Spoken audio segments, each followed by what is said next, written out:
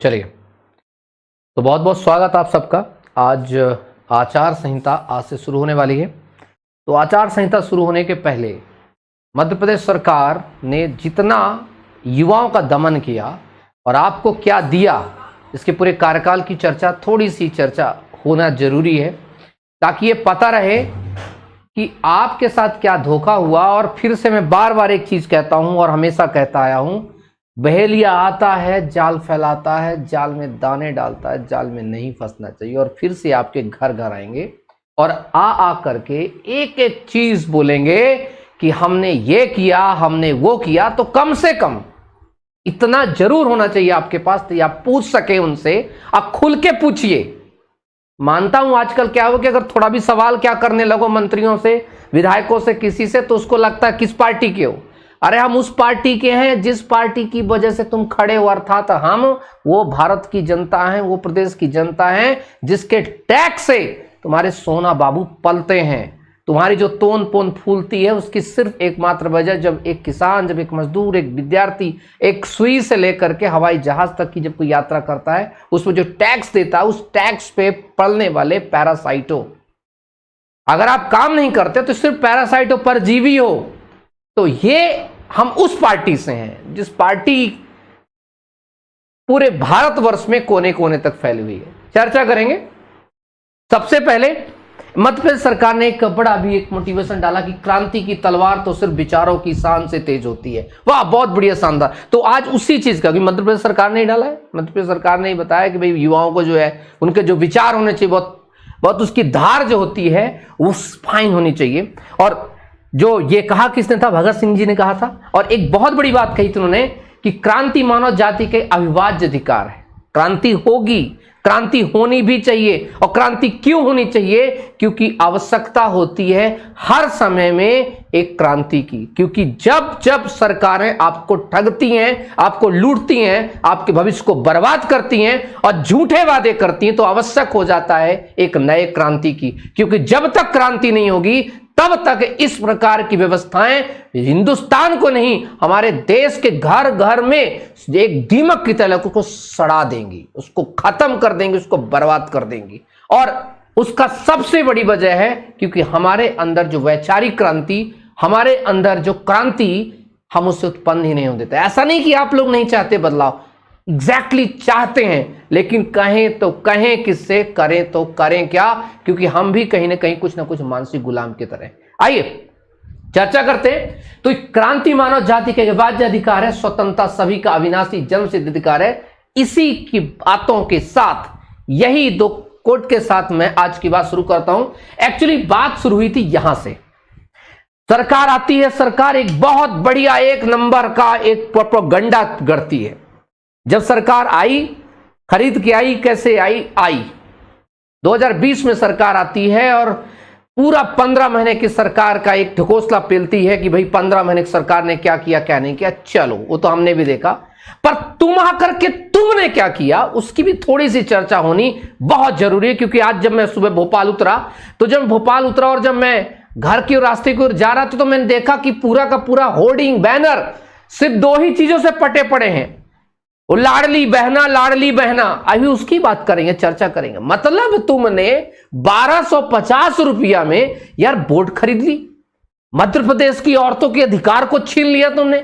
और क्योंकि दिखाने के लिए इनके पास कुछ है नहीं ना, कहां जाके मुंह छिपाएं, तो इन्होंने अरबों रुपए पाट दिए। सिर्फ मैं आपको बता दूं, एक जो होर्डिंग होती है शहर में, उसका एक दिन का किराया होता है 6000 रुपए। कितना होता है? 6000 रुपए। वो जो आप देखते हैं ना होर्डिंग लगे होते हैं प्रचार की, तो सोचिए इनकी महीनों भर जितने शहर में चलते, ये पैसा कहां से बर्बाद होता है। और उसमें लिखा रहता है मध्य प्रदेश शासन, अर्थात ये आपका, मेरा, हमारा पैसा बर्बाद करते हैं लोग। ये तो खुद कमाएंगे नहीं, जो कमाई हिंदुस्तान का व्यक्ति कर रहा है, टैक्स के रूप में दे रहा है, ये उसको रचते हैं और मजे लेते हैं, उसको बर्बाद करते हैं।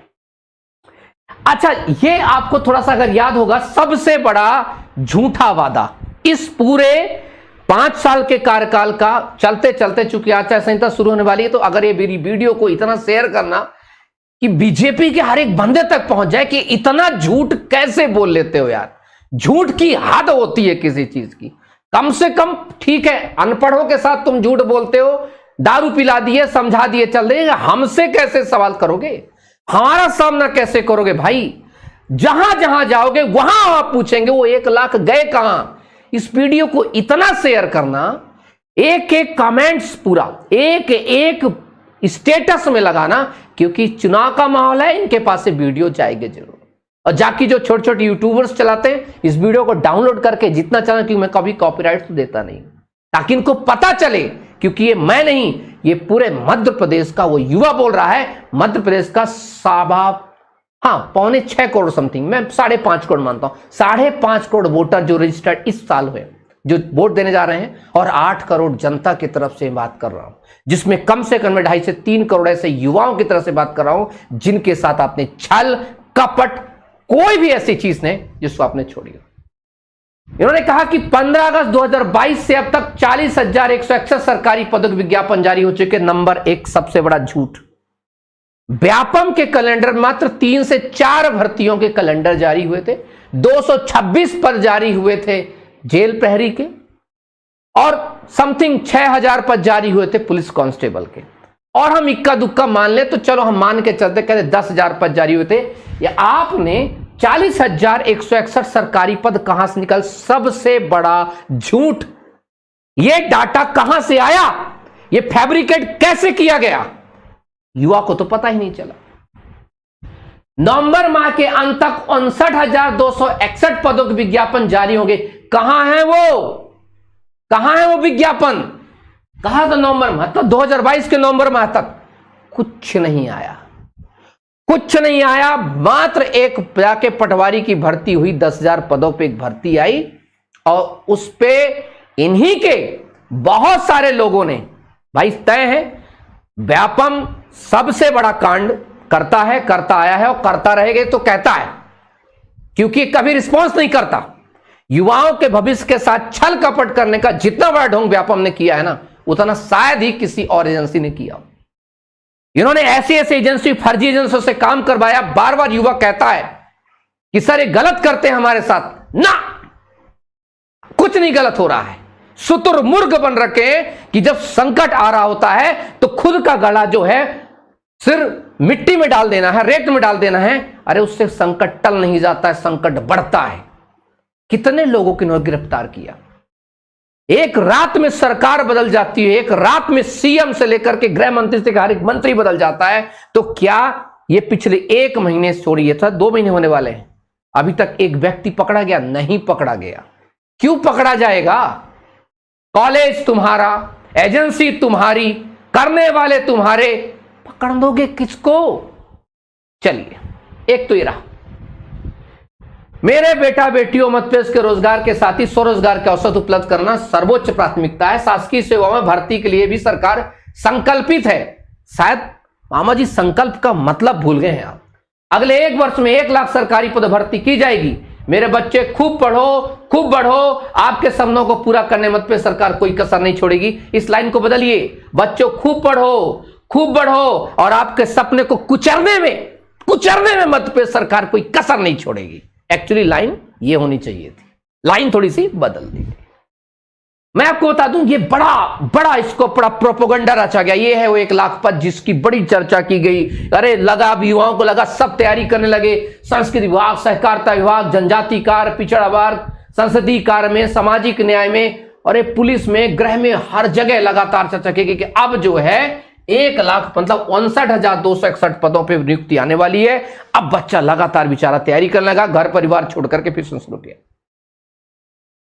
और जब कुछ नहीं हुआ तो इन्होंने एक चीज कही, शुरू कर दिया एक नया ड्रामा शुरू किया कि मध्य प्रदेश का कोई भी युवा नहीं रहेगा बेरोजगार। गजब की बात है। जरा ऑफिशियल डाटा भी देख लिया करें, अपनी एजेंसी को फोन करके पूछ लिया करें कि कितने एग्जाम करवा दिए, कितने का रिजल्ट जारी कर दिया। 4-4 महीने, 5-5 महीने हो गए, जेल प्रहरी के एग्जाम हुए, सहायक जेल अधीक्षक का एग्जाम हुए, फॉरेस्ट गार्ड के एग्जाम हुए। अरे कौन सा सांप सूंघी मार करके बैठ गया उस रिजल्ट में? कौन सा कुंडली मार के बैठ गया उस रिजल्ट में? सरकार पूरी हो गई, आचार संहिता शुरू होने वाली है, उस पर किसी का ध्यान गया? नहीं गया। क्योंकि हमें बस ये, और ये पता नहीं ये लड़के मिल भी कहां जाते हैं, पता नहीं हमें क्यों नहीं बुलाते कभी सीएम, या आपको क्यों नहीं बुलाते सीएम कभी। ये कौन से लोग हैं जो इनकी पब्लिक मीटिंग में जाते, मेरे समझ में ये भी नहीं आता है। और वो युवा कौन सा है जो 250-400 रुपए लेके पहुंच जाता है उनके ऊपर ताली बजाने के लिए? कमाल की बात है यार। पता नहीं हम जैसे खुददार, हम जैसे जो मेहनती बच्चों को क्यों नहीं बुलाया जाता, हमसे संवाद क्यों नहीं किया जाता, एक बार तो टॉक किया जाता, एक बार तो हमसे भी दर्द पूछा जाता, लेकिन नहीं। सरकार पूरी तरह से मध्य प्रदेश सब इंस्पेक्टर की भर्ती को लेकर के पिछले 2 साल से, मैं मान लिया 1 साल से, गृह विभाग कुछ नहीं किया उस पर। चयन शाखा ने एक प्रस्ताव भेजा कि हम ऐसा एग्जाम कराना चाहते, इस पे बस साइन कर दीजिए। साइन करने का वक्त नहीं था इनके पास। और अब मौका आएगा, आपके घर घर आएंगे, आपके पास घर घर आकर के आपसे पूछेंगे, आपसे बोलेंगे कि बेटा वोट दो। तब बोलना चाचा वोट तो देंगे, पर 2 मिनट थोड़ा सा सुन तो लो, थोड़ा सा तुमने हमारे लिए किया क्या। प्लीज 2 चीजें जरूर पूछना, तुमने हमारे लिए किया क्या, और अगला नया ढकोसला तुम्हारे पास है क्या। और खुल के पूछना, डरना बिल्कुल मत। मैं साफ साफ कह रहा हूं, जो डरा होता है वो मरा होता है। खुल के पूछो, अरे खा लेगा क्या हो, खा लेगा क्या, पूछो, खुल के पूछो। कि बस मुझे इतना बताने का प्रयास करो कि तुम्हारी सरकार को हम क्यों चुने। क्या एक बार फिर से हम अपना भविष्य बर्बाद करने के लिए तुम्हें चुने, तुम्हारे झूठे वादे के लिए चुने? जब तुम्हें कुछ नहीं मिला साल भर बताने का, तो तुम लाडली बहना का ड्रामा आ गया, वो भी 1 महीने से किस्त जारी है, 2 महीने बाद किस्त बंद हो जानी है। क्यों चुने? तुमने हमारे चूल्हों में आग लगा दी। गैस सिलेंडर के प्राइस को पहले 1200 करना, 1300 करना, और फिर बाद में चुनाव का समय ड्रामा करना कि 727 रुपए होगा, 427 रुपए होगा। कमाल की कला है भाई, गजब की कला है। अच्छा, एक और चीज इन्होंने लेकर के आए, नहीं चलो अब बहुत बढ़िया। ये क्या है ना, न्यूज़पेपर वाले भी ना, ये जो गोदी मीडिया है, तमाम कुछ लोग हैं, कुछ अगर पत्रकारिता को छोड़ दे तो बाकी तो पूरी बिल्कुल नहीं कहते, भाड़ है, पूरा बिकी हुई है। एक सवाल नहीं पूछती है, एक सवाल नहीं पूछेगी। कुछ लेख दे के बची है सोशल मीडिया। कम से कम वो तथ्यों को, जानकारी कम से कम ठीक ठाक और अपने निर्भीकता से प्रस्तुत करती है, लेकिन उसको भी कंट्रोल करने का पूरा प्रयास किया जाता है। ये योजना की बड़ी चातरी कोई मुख्यमंत्री जी को, अरे तुम में से जितने मेरी वीडियो देख रहे हो, कितनों के अकाउंट में पैसे आ गए। जितना अरबों रुपए इसके प्रचार में खर्च किया गया है, लाखों रुपए तक नहीं दिएगा युवाओं को, लेकिन प्रचार पूरे प्रदेश में बांट दिए गए हैं। ये जो थी ना मुख्यमंत्री सीखो कमाओ जाए, इससे फायदा किसको हुआ पता है? होर्डिंग बनाने वालों को, इनका प्रचार करने वालों को, इनके अपने लोगों को। सेट मैप की भर्ती तो आपने देखी होगी। जो बच्चों ने फॉर्म भरा, जिन बच्चों ने एग्जाम दिया, उनको सबको दरकिनार करके इन्होंने अपने पोल बूथ वाले बंजों को खड़ा करके उनको नौकरी पर रख दिया। खैर चलिए, अच्छा एक और चीज है, एक बड़ी इंटरेस्टिंग चीज, लाडली बहना योजना की बात। मैंने एक चीज देखा, ये मैंने तय किया है कि पुलिस में 30% भर्ती केवल बेटियों की करूंगा। अब देखो पुलिस की नौकरी अपनी बेटियां काम कर रही हैं, वाह। कभी एक बार फोन करके पूछ लिए होते अपने चयन समिति से कि तुम क्या आग लगा रहे हो, क्या कांड कर रहे हो, मैं दिखा रहा हूं कांड तुम्हारा। देखना, यही है मध्य प्रदेश पुलिस की भर्ती, देख लीजिए थोड़ा सा, पता चले कि नहीं सर ये पुलिस की भर्ती। और इस पुलिस की भर्ती में आग लगा दी कैसे, मैं बता रहा हूं। लोगों को लगता है कि टोटल भर्ती 7000 है। अरे महिलाओं थोड़ा सा सतर्क हो जाओ, पहले 3000 लगभग भर्ती तो क्या है, सिर्फ और सिर्फ क्या इसमें जो है एसएफ की है, बचे 4000 में यहां पर बहुत अच्छा समझाया गया, इतना परसेंट सिर्फ 4000 भर्ती हैं, और उसमें तुम्हारे रिजर्वेशन के साथ आग लगा दी गई। और क्या कहा गया, पढ़ लेना इसको अच्छे से, अगर ये पेज नंबर 13 है, और अगर किसी को डाउट हो तो Madhya Pradesh police constable recruitment 2013-23 की ब्लू लुक पढ़ लेना, पेज नंबर 13 में, कि प्रथम चरण में क्या होगा, वर्टिकल श्रेणी के विज्ञापित पदों के विरुद्ध 7 गुना अभ्यर्थियों कट ऑफ अंकों के अनुसार बुलाया जाएगा फिजिकल के लिए। और हॉरिजॉन्टल श्रेणी के प्रथम से कट ऑफ निर्धारण नहीं किया जाएगा, मतलब हॉरिजॉन्टल मतलब महिलाओं का कट ऑफ अलग से जारी नहीं किया जाएगा। अरे कैसा रिजर्वेशन दे रहे हो भाई, तुम इधर कुछ और लिख रहे हो, उधर कुछ और बोल रहे हो, क्या चाहते हो? और बच्चियों को लगता नहीं अब तो मामा ने 30% 35% कह दिया है, अब तो मजा आएगा। अरे इधर तो देख लो, कांड करने वाले अलग बैठे हुए हैं। इसमें तो साफ साफ तौर पे कहा जा रहा है तुम्हें रिजर्वेशन नहीं दिया जाएगा, लिखित पहले ही दरवाजे पर लिखित परीक्षा में 100 नंबर में तुम बाहर हो जाओगे। अगर तुम सामान्य कैटेगरी की लड़की हो तो तुम्हें सामान्य कैटेगरी के लड़के के बराबर नंबर लाने पड़ेंगे, तब तो तुम्हें फिजिकल बुलाया जाएगा। ओबीसी की लड़की हो तो ओबीसी के बराबर नंबर लाने पड़ेंगे, एससी की लड़की को तो एससी के बराबर, तो फिर रिजर्वेशन हरा ही कहां गया? बेवकूफ समझ रखे हो क्या? नहीं, बच्चा पढ़े लिखेगा नहीं, हॉरिजॉन्टल वर्टिकल नहीं जानता क्या? और कुछ नहीं बचा था तो अंत में एक चीज बहुत अच्छी आ गई इनके पास, और उसका नाम था रहा मुख्यमंत्री सीखो कमाओ योजना। जो बच्चे 12वीं पास है उनको लगा कब आएंगे 8,000 रुपया, रजिस्ट्रेशन करा के बैठे हुए। जो बच्चे ITI पास है 8,500 मिलेगा, डिप्लोमा वालों को 9,000 मिलेगा, उच्च डिग्री 10,000 रुपए मिलेगा। भाई कब मिला? तुम में से कोई है रे, मिला किसी को? मिला कुछ? कमाल की बात करते हैं। अच्छा एक और चीज, बड़ा इंटरेस्टिंग ड्रामा है यहां पर। मध्य प्रदेश मेरे लिए एक प्रदेश नहीं, पूरा प्रदेश मेरा परिवार है। ऐसा परिवार चलाते हो आप, अपने बच्चों का भविष्य बर्बाद करके परिवार चलाते हो आप। भाई ऐसा मुखिया तो हमें ना चाहिए, ऐसा मुखिया तो हमें ना चाहिए। अपना पेट काट के बच्चों का पेट भरते हैं। परिवार चलाने वाला मुखिया ऐसा होता है, बच्चों को भविष्य मार करके, उनका गला काट करके, उनके रोजगार से उनको वंचित करके अपना पेट भरना, उसे परिवार चलाने वाला मुखिया ना कहते। ताऊ ना कहते। झूठ बोलना बंद करो। और मैं सारे जितने भी युवा हो, मैं तुमसे सबसे आग्रह करता हूं, अपने परिवार वालों को 2 मिनट के लिए समझाना कि देखो यार, तुम ना बहुत वो कलश मलश हो, तुम दुनिया पानी जल गंगा पर चले हो। 2 मिनट के लिए बीजेपी कांग्रेस जो भी दिमाग से हटा करके सिर्फ इतना सोचने का प्रयास करो कि आपके बच्चों का भविष्य सुधर कहां सकता है, सुधार कौन सकता है। बात करना सीखिए, बात करना जानिए, क्योंकि अब यहां पर न्याय करने का वक्त आया है आपके हाथ में। अब आपके अभी तक 4 साल तक आप इनके घर में फिफियाए हो ना, मैं बता रहा हूं हर गली हर कूचे में अब इनके लोग आपके घर घर में फिफियाएंगे। इनके लोग आपके सामने आके गिड़गिड़ाएंगे, कहो तो आपके पैरों पे सिर भी रगड़ेंगे, क्योंकि अब वक्त आ गया आपको अपना अंगूठा, अपनी ताकत दिखाने का। तो सही समय का प्रयोग है ये।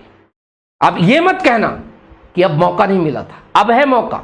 1 महीने में आपके हाथ में मौका। अब इस समय आज से आचार संहिता लगती है और सबसे बड़ी सरकार है आप। जितने भी जनता है, जितने भी युवा हैं, आप हैं सबसे बड़ी सरकार। इनसे पूछना कि SI की भर्ती आई कहां, इंग्लैंड के रास्ते गई थी, रुक कहां गई? इनसे पूछना जरा, इनसे पूछना पटवारी भर्ती का, इनसे पूछना शिक्षक भर्ती का, इनसे पूछना रिजल्ट कहां गए, इनसे पूछना धांधली का क्या हुआ। पूछना जरूर, डरना मत, क्योंकि हमारे डर पर ही लोग राज करते हैं और हमारे डर के फायदा उठा करके ये लोग अपना काम करते हैं। मरे तो वैसे भी हो तो कम से कम पूछ के मरे तो ज्यादा अच्छा है।